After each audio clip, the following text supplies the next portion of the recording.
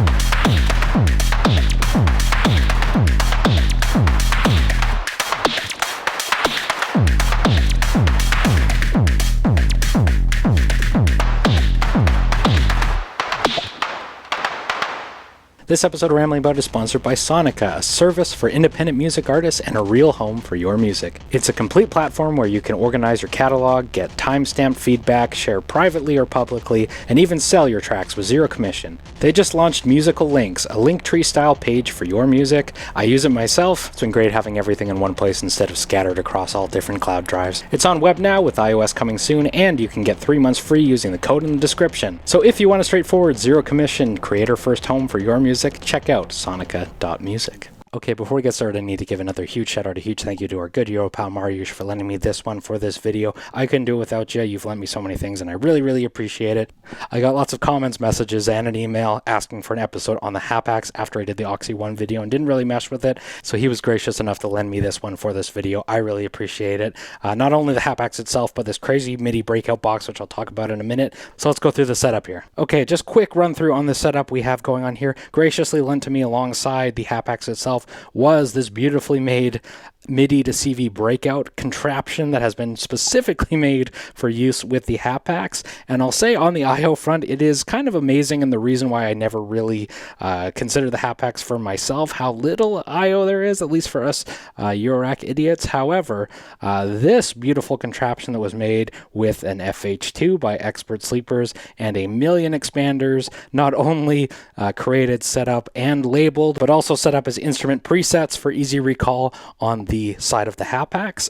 It is genuinely a beautiful thing that what he was able to do with velocity outputs and gate outputs for all the drum voices and a freely assignable X for modulation, 3 voices as well, and a dedicated control lane, not to mention LFOs out at the Expert Sleepers module itself, which are clocked and attenuatable, which is what I've been begging in a Eurorack module for myself. And I'm going to say genuinely and unironically, I will call on Squarp to hire Mariusz to bring this into an official module for pairing with the Hapax, because this is absolutely fucking beautiful. So what is this controlling now on our drum voices? I'm doing 4 tracks. The kick is the Auto Bohm.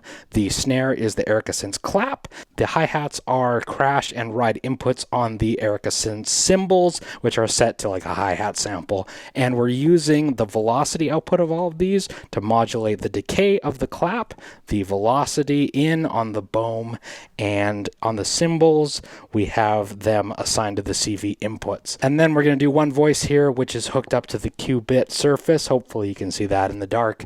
That is volt per octave in, a trigger in, and we are modulating the decay with the velocity, which is hooked up here. This beautiful contraption also contains envelope outputs and freely assignable unipolar and bipolar CV outputs. And then the last thing, there is a freely assignable control output, which we are going to use for modulating the mix of the data bender, which I'll get into at the end of the video. This box is a thing of beauty.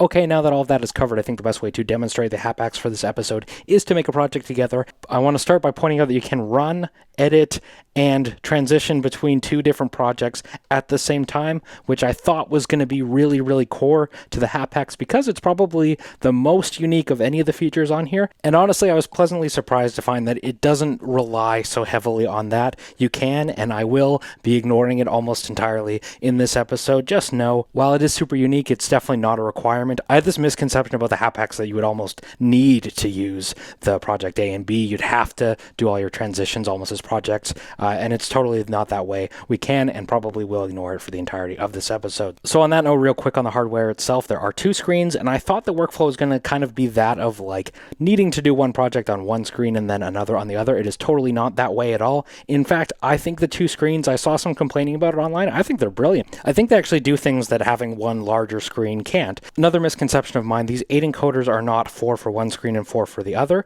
They are 8 parameters on here. So if you look at the screen display right now, we use the top left encoder to change our root note. We can change our octave with this top right one. Micro timing, I won't do any of that just yet, but there's also chance, bring down the probability basically, roll settings, we'll get into some of these in a moment, but we won't be doing any math here. But I do want to point out sort of the core layout of the Hapax is that of having the encoders correspond to different parameters across the left screen. There's also one encoder over here, which is usually for controlling items on the right screen. Right now this is sort of vertically scrolling between octaves, and you can see our root note and our octave jumping around based on that as well, but your selection on the right screen is moving. This will be more important in context as we go through the layers. So our grid here, we have 16 columns with their associated tracks. Then we have 8 rows with buttons, and these selector buttons for the rows, there's a whole bunch of different spots where they're used in different ways, and I didn't realize how much I was missing this on other sequencers, but these will be incredibly useful in our travels. With that being said, you can also select them all with this button, super useful. We have a mute, which is really useful as well. We don't have anything on our tracks right now, but we can come in and do performance mutes on the fly. You can also queue up tracks by holding them and letting them go. I will get into this in performance here, but if we want to unmute multiple tracks, we just let them go and they'll all be doing the same on the group. So that was no fun to demonstrate without a sequence. Let's do that right now. So graciously, because this has all been taken care of us on the FH2 wizardry, we can load up an instrument preset by holding second, which is our shift function, and pressing the track we want to make changes to. So I'm going to click on the instrument here. Again, corresponds to this encoder here. We'll click it to load it, and here are all the presets that were provided to us. Let's come in here, and I'll start with a drum kit. Click that again to load. So this is a drum track. We're in step mode right now. So this means every row is going to be one lane of our sequencer. So we'll add some kicks. And note, when trying to add 4 on the floor on the Hapax, the pads have sort of rounded corners to tell you. I'm going to make a conjecture as well that these buttons were made silver in the middle as well to help you see the column divisions, because if you're making 4 on the floor techno like me, you're going to need to find out where that is. So let's hit play. Right now, that's the Ohm Force Boom. 4 on the floor, let's add some snares.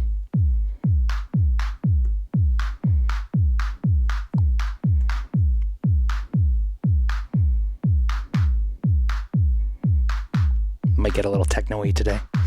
Maybe we want to bring our BPM up a little bit. There's a BPM button here. You can tap this, I believe, by holding shift, but we'll just manually come in here and bring it up to, like, I don't know, 140, where I prefer to be. Turn that up a little bit for you. And then I have my 2 voices on the cymbals front, so let's listen to that.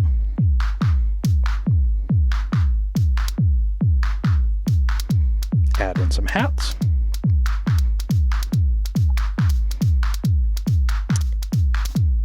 And we have a whole drum sequence. Really, really straightforward, easy, and intuitive. I never really thought too much about how nice it is to see all the different tracks at the same time until getting my hands on this now, and I'm kind of thinking, like, it is really nice to see everything here at the step view and know quickly, oh, I have overlapping hats there. Maybe we'll just spread them out a little bit more like this. If I can use this as an opportunity to sort of show the core workflow of the Hapax, things I love about it, again, these row selectors, we can select everything on the row here and hit delete, and it's gone. And we laugh, but there's many a sequencer where it's not so easily done. Delete our hat there as well, and I want to show you some live recording stuff. So we're letting our kick and snare play, but maybe I want to record in some hats. So we have all these different velocity curves, basically, sort of like MPC 16 levels in my mind, but if we'll stop this for a second, I'll just audition them all. Kick on the first one with different velocities. Beautiful. Or snare with different velocities. I'm not sure.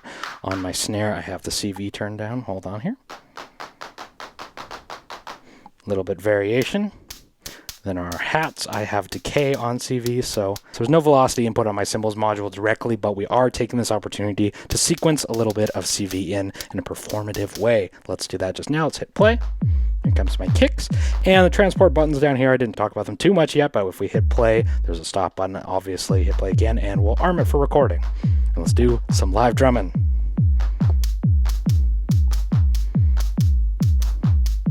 Add some different velocities. Yeah. And there are quantization settings at the other view. We're going to leave it as the default for now, but I'm going to dare to try and layer on another hat here. Come under step view, we can see what we have here. So now I'll disarm my record, and I want to point out to you the transport controls for zooming in here are freaking beautiful. I'll just say that. This is another one of those, why was this so challenging on other sequencers? Well, you can zoom way out. You can see both the highlighted section here means we're basically summing our entire sequence down to one column, and the screen here on the right will show us as well. But if you zoom way in, you can get down to the freaking very granular section where we've stretched our single triggers into 8 columns, basically. Now there is micro timing on here, but what I really like is just being able to come in here and zoom into that level of granularity. I really like that. Like that micro adjustment I made there just to like do fine changing of the mistakes that I recorded in is something that is really challenging on the MPC and like every other sequencer, and I'm like, it's hard to put into words why I really appreciate it, but just like, but jumping around here making fine changes to the sequence, it doesn't feel like trying to pick up a single grain of rice with a pair of chopsticks. So let's hit play again.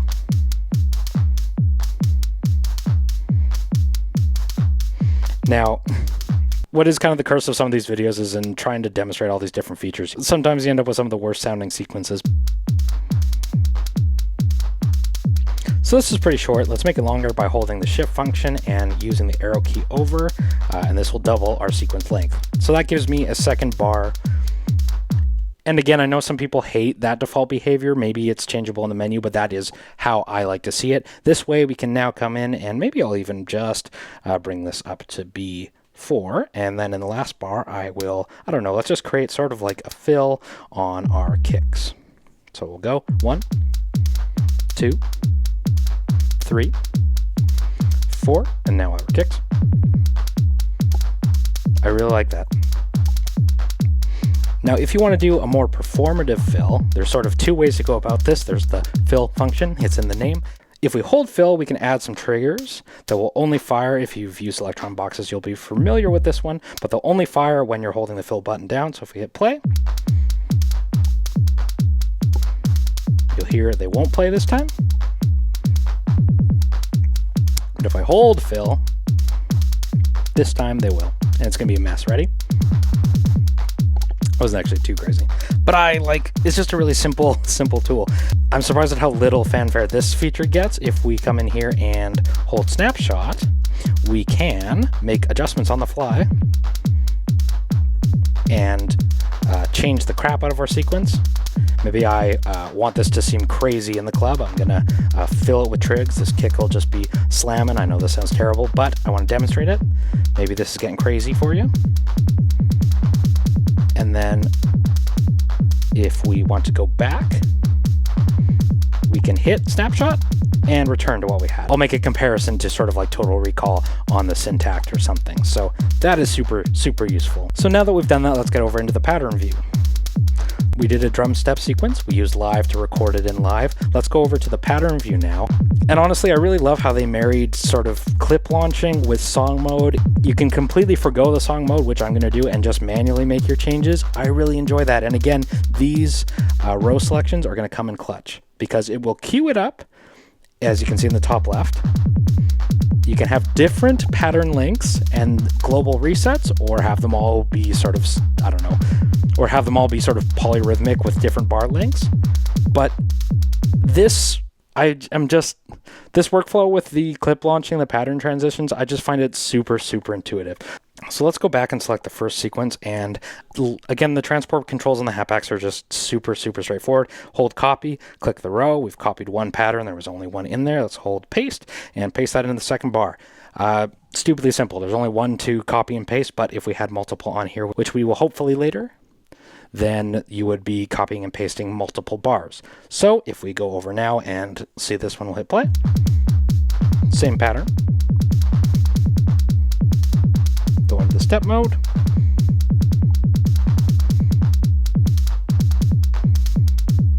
Let's take out a couple kicks just to make these two sequences a little bit different. Maybe we'll make it a little more sparse on the drums front. And then we'll bring in a second track, and we'll load that up by holding Shift or the second function and recalling an instrument. This one will be a voice. This one, again, plugged into the qubit surface. So the step sequencer is a little bit different in the voice section. If we add these in here, we'll draw them in the way I would on like the Deluge or something. Hold that in. Turn that up. Funny, this is also an issue on my Hermod Plus, actually, where the octaves often start in such a high range for some reason that the modules can't handle it. So let's go in again, hold delete, click all, gone. Again, just the simplicity of editing. It feels so seamless. I really, really appreciate that. That being said, let's go down a little bit. Let's get into, I don't know, C3, the third octave. Add this again. Now we can actually hear some pitch changing. Let's go in and add a little bit of sequence. Again, if I want to do individual steps, I can just draw them in. They don't make a distinction between mono and polyphonic sequencers, but that can be done in the mono edit option. Come back in here and add a couple in here. Again, if you want to get really granular with it, you could not micro time it, but vary your timings a little bit by holding and adding them here at a different zoom level. I want to do that. Maybe let's just add a couple different triggers in here and hit play.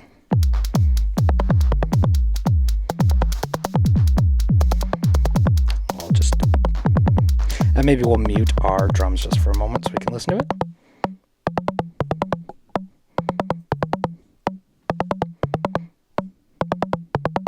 Yeah. And because I just drew this in at random, maybe we want to make it sound a little more melodic and less percussive. I'll take this opportunity to go in here and do effects. So there's a whole bunch of different effects here. There's arpeggiator, and the ARP is actually really, I find the arpeggiator really intuitive, so hopefully we get a chance to cover that later. There's a MIDI echo, there's a chance for probability, there's a polyphonic arpeggiator, there is envelopes, there is Euclidean, there is filter, there is harmonizer, there's LFOs, there is even a Turing machine on here. If you're a modular user like me, you'll be familiar with those ones. The scaler is the one we want to quantize with. So let's come in here and we can make my sequence lock into a scale here. Again, encoders line up to the values. I want to put this in, I don't know, put this in the key of E, and we'll put this in, I don't know. Let's put this in minor. So maybe let's just make this a little more sparse. And I'll open up the decay a little bit on my surface just so it has a little more room to breathe. But because I am using CV over velocity here, if I come into the step view, I can come in and change some velocities here.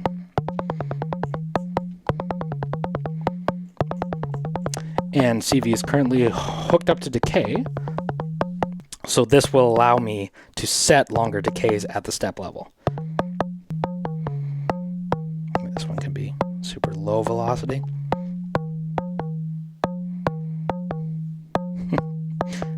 I guess if you have it at 0, it won't even send the gate either. Let's go in and extend this, hold second, and add double that, and quadruple it. We're doubling it twice. So maybe I'll come in and add some more sequences to the end. You do hear some portamento where the gate isn't resetting and the CV is swapping over. I do like how that sounds, though. We can micro time it, we can roll, we can do math. So I'm going to delete all of this. And we'll get into live record. So let's unmute our drums. So we get into live recording for voices. It is a little bit different. Instead of different velocities on separate pads, we have scales. And each dot is the root, C5, C4, C4.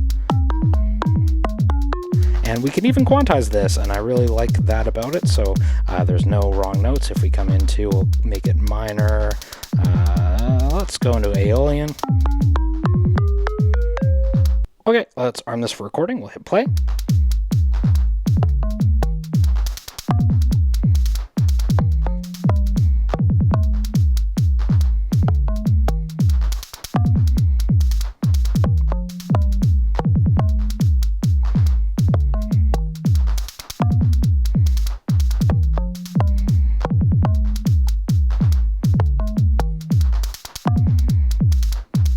Add in some manual triggers. And again, maybe I'll just tidy up my recordings a little bit.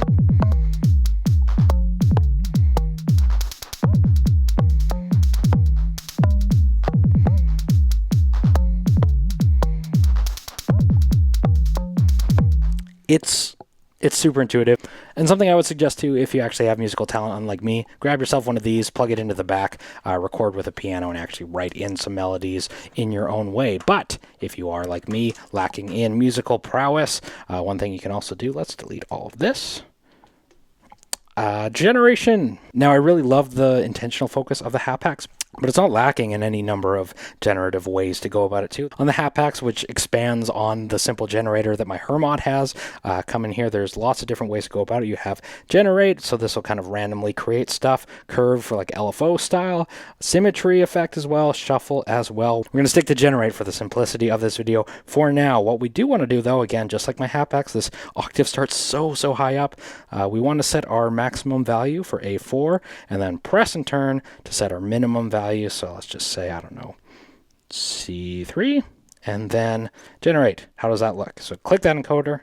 How does it sound?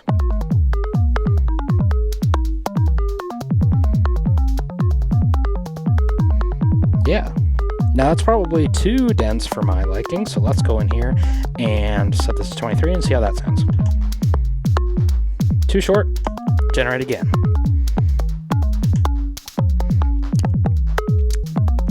This range might be a little too wide, so let's come in here and limit it to 1 octave, hit generate again. Instant bass lines. Combined with our effect, which is quantizing it as well. Perfect if you're running a YouTube channel and you need to generate a new melody for every episode. Okay. Now, I'm not sure if this actually works or not, but let's try something here. If I hit play, we'll hold snapshot and generate again. Can I get crazy with this and change it up? And then recall? Of course I can. That just like, to me, the way that Hapax works as expected, I know it sounds silly to say it like that, but it's just like, the UI works as expected, and that's not always the case for sequencers, you know? I really love that about it. So this video is already way too long, but the last thing I want to touch on is CV sequencing. So you can do this internally, you can do this for velocity, you can do what are called automations. So let's add a third track. I'm going to use this for automations. Click on instrument, and we have a control machine. So we'll hit control, and I will come in here and automate it. So we want this is assigned to X1. This will be unique to your device or how you do it. This is just how it's been set up for us graciously on the FH2. Let's hit on X1. And draw in some CV. So it will interpolate on a stepped way. You can turn off interpolation and have these edges be hard, but I think you want to leave it on if you're doing modulation like I'm about to do. And what I'm also going to do is assign this to the mix of our data bender. And hit play. So what we've done is CV sequence the data bender. So this is totally random. Let's do something with more intention. I'll delete all of that, and we'll come in here and again, second, duplicate our length twice, and come in here and draw it. So maybe the start of our sequence will start pretty high, and then we'll go low, and at the second bar we'll kind of draw like an envelope shape to start it off. Do that again here, and then we'll ramp up at the end. Why not? How does that sound? Let's hit play. So we're sequencing the mix, not the stuttering, not the amount, not the time, but the mix. So here, the data bender come in. This is wonderful. And it doesn't have to be external. You can change it to internal destinations. There's MIDI CCs is how this is set up as well.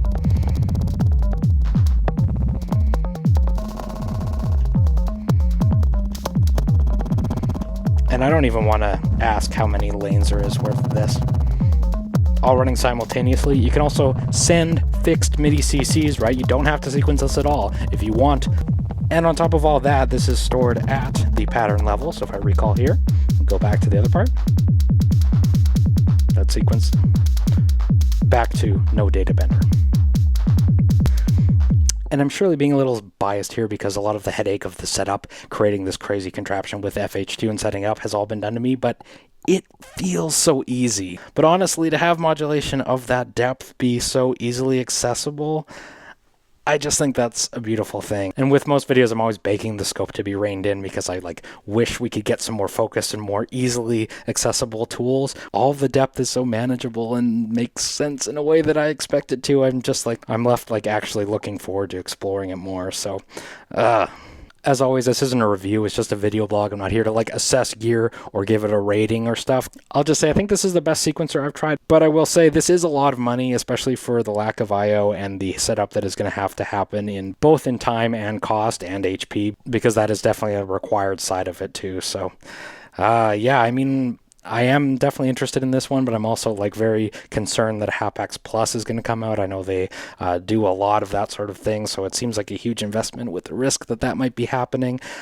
I don't know what the other close competitors, there's the Relic sequencer, there is the Circlon, neither of which I've tried, but that's kind of the only other things I can think of. Oxy One, obviously, but I would say Oxy One significantly cheaper than this one, realistically. If you factor in all the modules needed to run this one, where the Oxy has all of the CVIO on it on board, maybe you do everything over MIDI and you don't care about all of that, and then in which case, every user, it's a different situation for you. But yeah, I mean, the core workflow of the sequencer itself, with the brief time I've had with it, I'm kind of I am appreciating what all the fuss is about. All right, I'm Tafony. Thanks so much for watching. Like, comment, subscribe, do all that good stuff. I will see you in the next video.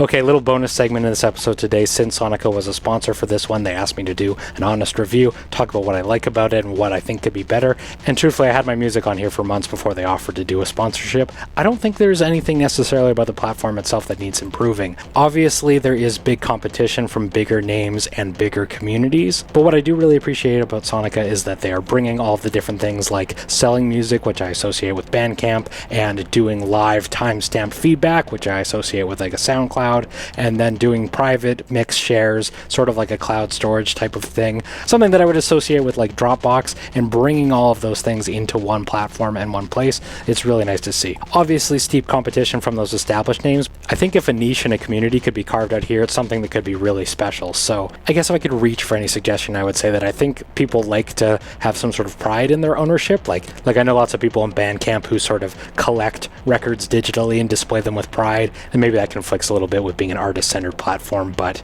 the tools themselves as a creator are great. And I think we should take this opportunity to upload my original EP. So I just clicked on that add button in the top left and selected create album. We come in here and we have my new album. Well, we should do the Tafony EP, I think. So let's come in here and change the title to Tafony EP. March 2nd, 2024. Description, I am going to reuse my credits here and plop them in. Oops, missed the R in my copy, and that's okay. Drop that in there. Upload my cover image. There it is. Nice feature, you get this gradient selector that can use image colors. Obviously not a lot going on in my black and white photo, but if you love gradients like me, you can come in here and pick different color palettes or manually set your own. Just for fun, let's do something wacky. I know black and white one, not exactly the best example, but I will come in here and add some tracks. It's kind of like Sonica was saying, one place for all your music. Here we go. Uploading all of these now. Those are the masters, so they might take a bit. Now I think I have wonky file names, so I'll probably have to edit them. But in the meantime, I will select selling. So let's say I want to sell this album. Let's just say $1 for the album and $1 per track. If you want to purchase it, you can. Hey, it even pulled out my underscores and stuff for me. Would you look at that? So that's nice. So because a lot of this focus is about sharing, we can come in here and set our sharing options. So there's share, general access, only people invited. I want anyone with the link to be able to use it. So we can allow embeds as well. Is cool. I didn't know that. That must be new. I don't think that was there last time I was on here. Yeah. Oh, I should line up my website with all of these. I added all of my releases to my website recently. That'd be a good spot for them. Anyhow, if we do that, we'll close this out now. And I don't believe there is a save button. If we just come in here now, we have the Tafony EP on Sonica. So yeah, alongside all my other releases, I will upload my other EPs as well, but you can repost it, you can like it, you can play it, you can share it, you can download it. Well, I can download it because I own it, but yeah. But like I said, I was using this before the sponsorship, and I really hope they meet some success because it seems like an awesome idea. So thanks again, as always, thanks to Sonica for sponsoring this. I really, really appreciate it. And thank you for sticking around to watch this. Take care.